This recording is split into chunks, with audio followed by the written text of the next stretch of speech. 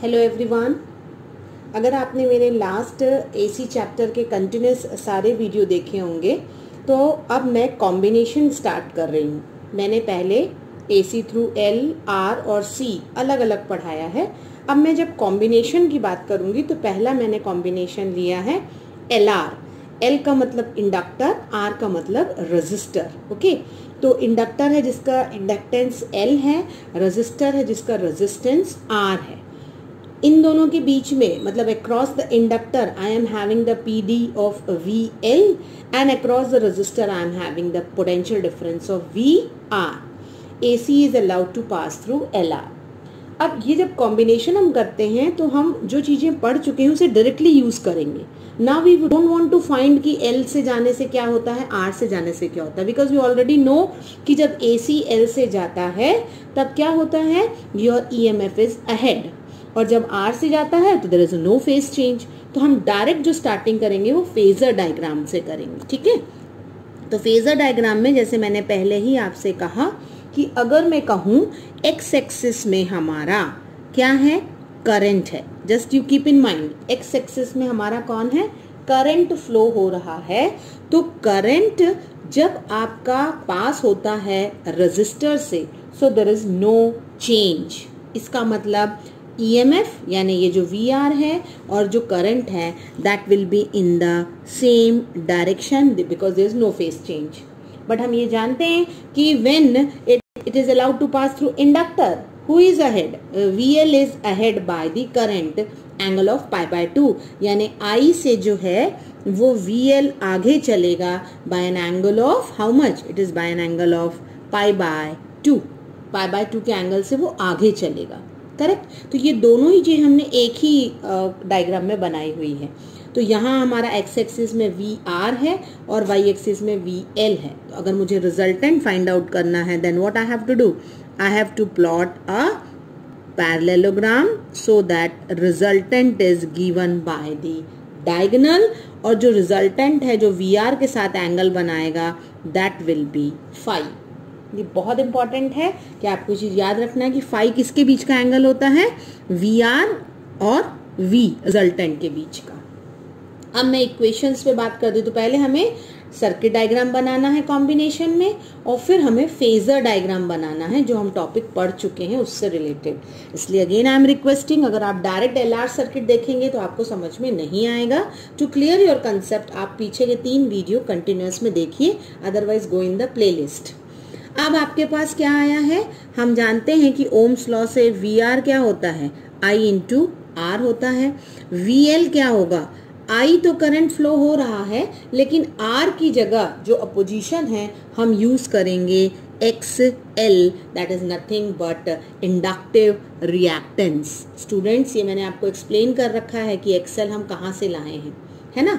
अब मुझे अगर रिजल्टेंट निकालना है तो देखिए ये जो एक्सिस है हमारी एक्सिस में ये वी आर है, और ये जो है हमारी वाई एक्सिस के अक्रॉस ऐसे हम वी एल कह सकते हैं, यानी हम पाइथागोरस थ्योरम लगा सकते हैं। तो what will be V, V is nothing but under root V R square plus V L square, है ना।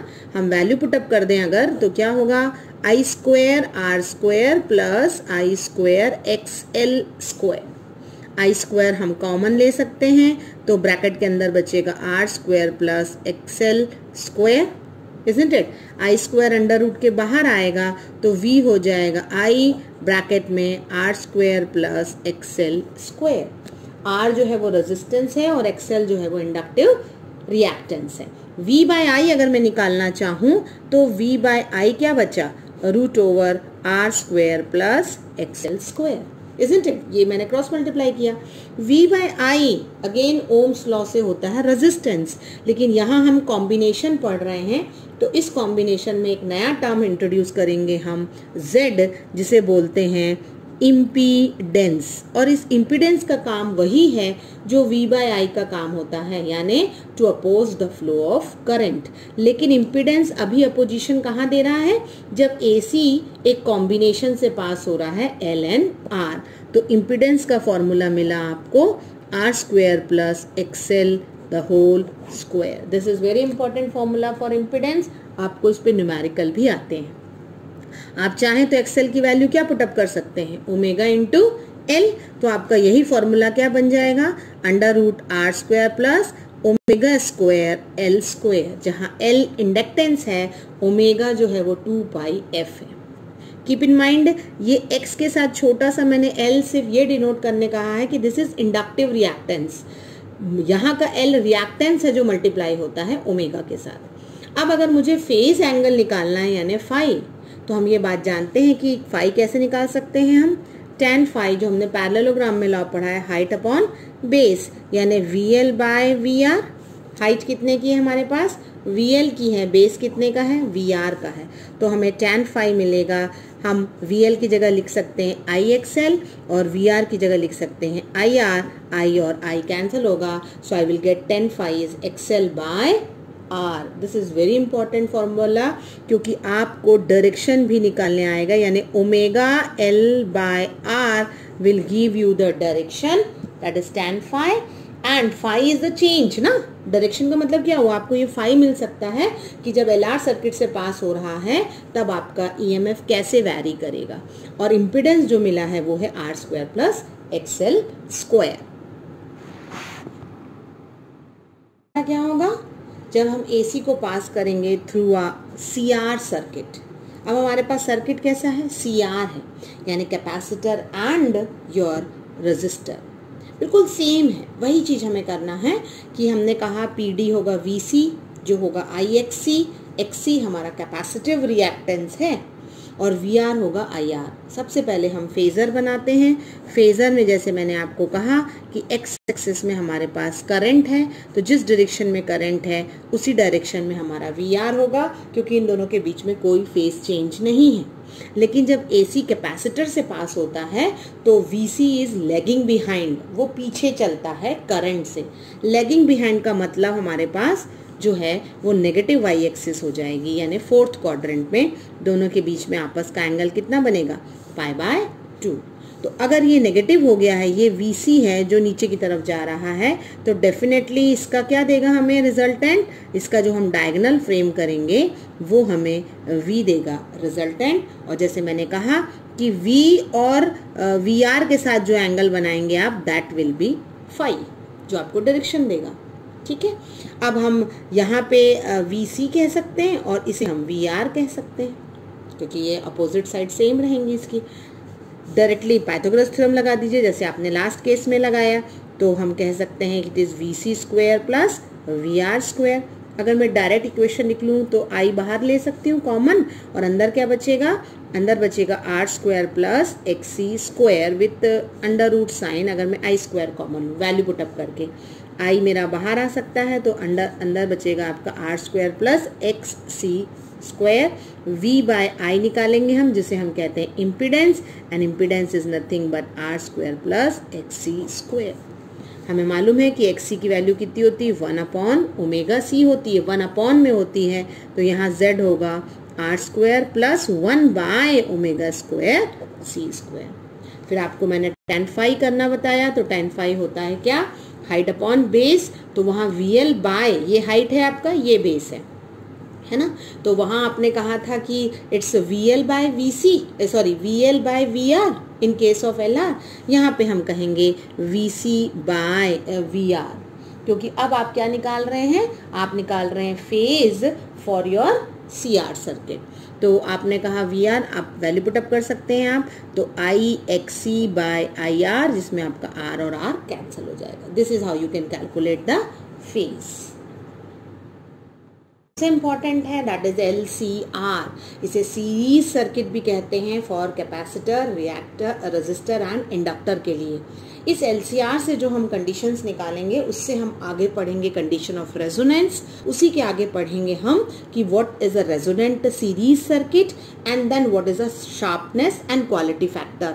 ये सारे टॉपिक LCR से रिलेटेड हैं, पर इस वीडियो में हम LCR का इम्पिडेंस और tan फाई निकालेंगे। बाकी जो नेक्स्ट वीडियोस हमारे आएंगे उस पर हम पढ़ेंगे कि what is resonance, how you can calculate the sharpness and quality factor for resonance. तो देखिए बिल्कुल सेम वही फॉलो करूंगी जो मैं अब तक करती आ रही थी, कि VR को मैं बोलूंगी IR, VC को मैं बोलूंगी IXC एंड VL को बोलूंगी IXL। करेक्ट। सारे नोन टर्म हैं कि VR is IR, VC is IXC and VL is IXL। Direct हम फेजर डायग्राम बनाते हैं। तो फेजर डायग्राम में देखिए अभी मुझे कैसे बताना पड़ेगा, मुझे बताना पड़ेगा कि एक्स एक्सिस के अलोंग जो होता है वो मेरा क्या होता है, वो होता है मेरा करंट और उसी डायरेक्शन में होता है VR। लेकिन जब मैं इंडक्टर की बात करती हूँ तो मेरा VL ऊपर जाता है पॉजिटिव Y एक्सिस में, जब मैं कैपेसिटर की बात करती हूँ तो नीचे जाता है। अब इस केस में जब तीनों डायरेक्शन पे मुझे Y और Y डैश में मिल रहा है, then I have to find out कि हाउ रिजल्टेंट, कैसे रिजल्टेंट निकालूंगी मैं। तो उस केस में मैं कंडीशन कंसिडर करूंगी कि VL is greater than VC, या आप कह सकते हैं कि XL is greater than XC, और you can say omega into L is greater than 1 upon omega into C। यही कंडीशन होती है जिस केस में आप दो वेक्टर क्वांटिटी जब अपोजिट डायरेक्शन में लग रही है तो उनका रिजल्टेंट होगा क्या, सब्सट्रैक्शन। और सब्सट्रैक्शन होता है बड़े से छोटा माइनस होता है। तो मैंने क्या बोला है, VL बड़ा है, इजंट इट। तो जो हमारा बड़ा है उसी तरफ हमारा रिजल्टेंट होगा VL माइनस VC। तो इस VL माइनस VC से हम VR के साथ पैरेललोग्राम बनाएंगे। तो ये होगा VL माइनस VC, ये वाला साइड होगा VR, और V देगा आपका रिजल्टेंट जो एंगल बनाएगा phi. So this is how you have to draw the phasor for LCR। I hope यहाँ तक एकदम क्लियर है, कुछ भी नहीं किया है मैंने, इक्वेशन नोट डाउन की है और इक्वेशन नोट करके फेजर बनाया है। एक कंडीशन पर मैंने रिजल्टेंट निकाला है, दो opposite vector quantity VL and VC कि VL बड़ा है तो रिजल्टेंट दोनों का डिफरेंस होगा, and difference is considered in the direction of a greater quantity, यानी VL माइनस VC। अब देखिए अगर मैं अब पाइथागोरस थ्योरम से V निकालूं तो क्या होगा, under root VR square plus bracket में लिखेंगे VL minus VC the whole square. इसमें लिखने में आप थोड़ा ध्यान दीजिएगा क्योंकि बच्चे कंफ्यूज हो जाते हैं। तो ये हो जाएगा I square R square plus, इन दोनों टर्म में मैं क्या कर सकती हूँ, XL माइनस XC लिख सकती हूँ,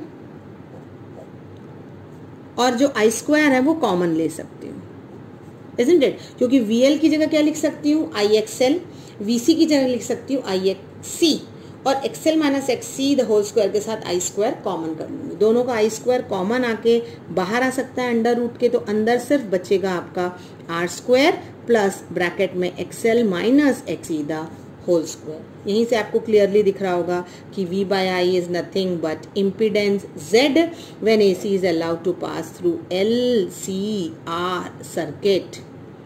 तो this is the formula for impedance R square plus XL minus XC the whole square. आप वैल्यू पुटअप करके भी इनका फॉर्मूला लिख सकते हैं, under root R square plus XL की जगह आप लिख सकते हैं ओमेगा L, XC की जगह लिख सकते हैं 1 अपॉन। ये सारे फॉर्मूले आपके न्यूमेरिकल में यूज होते हैं, इजंट इट। तो अब आपको जब LCR में इम्पीडेंस मिल गया है तो अब मुझे निकालना है क्या, I have to find out tan phi the resultant. तो मैंने बताया था आपको फाई जो है वो रिजल्टेंट VR के साथ एंगल बना रहा है। तो again height upon base, height है VL माइनस VC की और बेस है VR का। सारी वैल्यू पुटअप कर सकते हैं, IXL minus IXC by IR, I common लेके कैंसिल कर सकते हैं, XL minus XC by R। जब हम पावर पढ़ेंगे AC सर्किट का तो ये सारे फेजर डायग्राम एंड फाई हमारे बहुत यूज होता है, काम आता है। तो आप इसे प्लीज फेजर डायग्राम को प्रैक्टिस करके tan phi, cos phi, sin phi कैसे निकालते हैं वो आपको करना है। So this is how we have done in this video कि जब AC थ्रू कॉम्बिनेशन होता है so how to calculate the impedance, again a new term. तो इम्पीडेंस का भी डेफिनेशन वही होगा, it is the opposition offered when AC is allowed to pass through the combinations of LR or CR or LCR। तो अब हमारा next video LCR से continue रहेगा for resonance and for the quality factor. Thank you students.